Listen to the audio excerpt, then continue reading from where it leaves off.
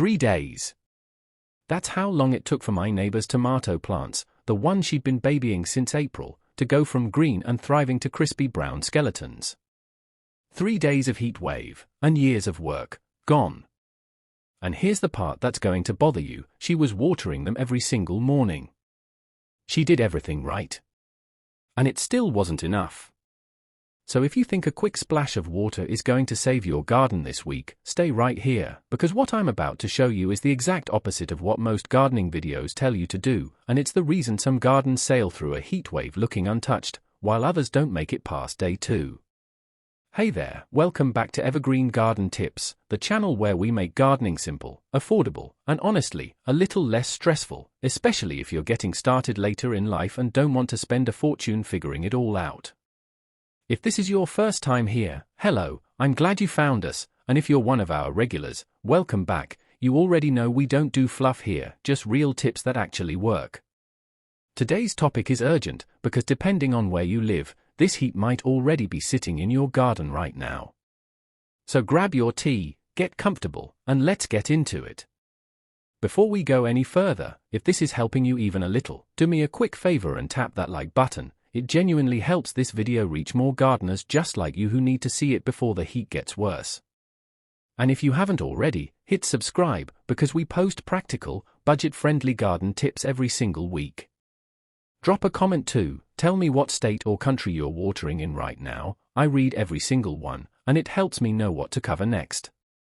Now, most gardening channels are going to tell you the same 3 things. Water more, add mulch, and provide shade. And sure, that's not wrong, but it's incomplete, and honestly, it's why so many beginner gardeners feel like they're failing when they're actually just missing the details nobody explains properly. So let's fix that, one uncommon tip at a time. Tip 1, the time of day myth. Everybody says water in the morning. True, but here's what they don't tell you: watering in the early morning only works if your soil can actually hold onto that moisture until the afternoon heat hits. If your soil is sandy, loose, or your pots dry out fast, morning watering alone won't cut it.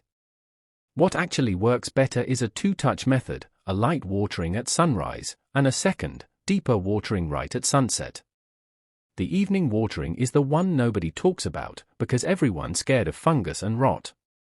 But during an actual heat wave, the risk of your plant dying from thirst is far higher than the risk of a little extra moisture overnight. Your plants need that overnight recovery window to repair the stress damage from the day. Tip 2, the shade cloth secret. Everyone tells you to put up shade cloth. Fine. But here's the part that changes everything: the angle matters more than the coverage. Most people drape shade cloth flat over the top like a blanket, which blocks light evenly all day. What you actually want is an angled shade, blocking the harsh 2 o'clock to 5 o'clock sun specifically, while still letting in the gentler morning light. This keeps photosynthesis going without cooking your plants during peak heat. You can literally use an old bedsheet, a broom handle, and 2 chairs to create this angled shade for free. No fancy equipment, no wasted money, just positioning done right. Tip 3, mulch is not just mulch. People throw down mulch and think they're done. But thickness matters, and so does what you use. Thin mulch does almost nothing during a heat wave. You need at least 3 inches to actually insulate the soil.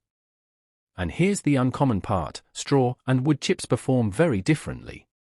Straw reflects heat and keeps soil temperature down faster. Wood chips retain heat longer into the evening. So for heat wave survival specifically, straw is your friend. Save the wood chips for cooler seasons. This is the kind of small detail that separates a garden that limps through summer from one that actually thrives. Tip 4, the ice cube trick, but not how you think. You may have heard of putting ice cubes on potted plants to slow down watering. During a heat wave, take this further. Freeze water in small containers, like yogurt cups, and bury them halfway into the soil near the root zone the night before a predicted hot day. As they melt slowly through the morning, they cool the root zone gradually instead of shocking it with a sudden flood of cold water, which stresses the plant. This is especially good for container gardening, which many of you have told me you're doing on porches and balconies. Tip 5, listen to your plants, not the clock. This is the one I really want you to remember. Wilting in the early afternoon during extreme heat does not always mean your plant is dying of thirst. Many plants intentionally droop their leaves midday to reduce sun exposure and conserve water. It's a survival mechanism, not a cry for help. If your plant perks back up in the evening on its own, it is simply protecting itself, and if you rush in and overwater every time you see afternoon wilt, you can actually drown the roots and cause more damage than the heat itself. Learning to tell the difference between protective wilt and actual dehydration is one of the biggest game changers for beginner gardeners. Tip 6. Group your pots like a support system. If you're gardening in containers, don't spread them out for looks, cluster them together during a heat wave. Grouped pots create their own microclimate, shading each other's soil and slowing evaporation collectively. It's a simple rearrangement, costs nothing, and can genuinely be the difference between checking on wilted plants every few hours or letting them hold steady through the worst of the afternoon. Tip 7. Feed less, not more. This one surprises people. During extreme heat, plants go into a kind of survival mode, and pushing fertilizer on them to help actually forces new growth at the worst possible time, which demands more water and energy the plant simply doesn't have to spare. Pause your regular feeding schedule during a heat wave and resume once temperatures stabilize. Less interference, more resilience. Now here's something I want you to sit with for a second. Gardening later in life isn't about doing more, it's about doing the right things at the right moment. Every tip I just gave you costs little to nothing, no expensive gadgets, no complicated systems, just timing, positioning, and paying attention. That's the real secret behind gardens that survive heat waves untouched while others don't make it. If you've made it this far, I'd love to know, which of these tips are you trying today? Drop it in the comments, and while you're there, tap that subscribe button if you haven't yet. This channel exists to help you save money and grow with confidence, no overwhelm, no jargon, just real support. Before you go, here's something to think about. The real damage from a heat wave often doesn't show up during the heat itself, it shows up 2 to 3 days after, when the stress finally catches up to the plant. So don't just watch this video and move on, come back and check your garden again in a few days, because that delayed reaction is exactly what catches most beginners off guard. If you found this helpful, give it a thumbs up, share it with a fellow gardener who needs it, and subscribe so you don't miss next week's video, where I'll show you how to bring stressed plants back to life after the heat finally breaks. Stay cool out there, and I'll see you in the next one.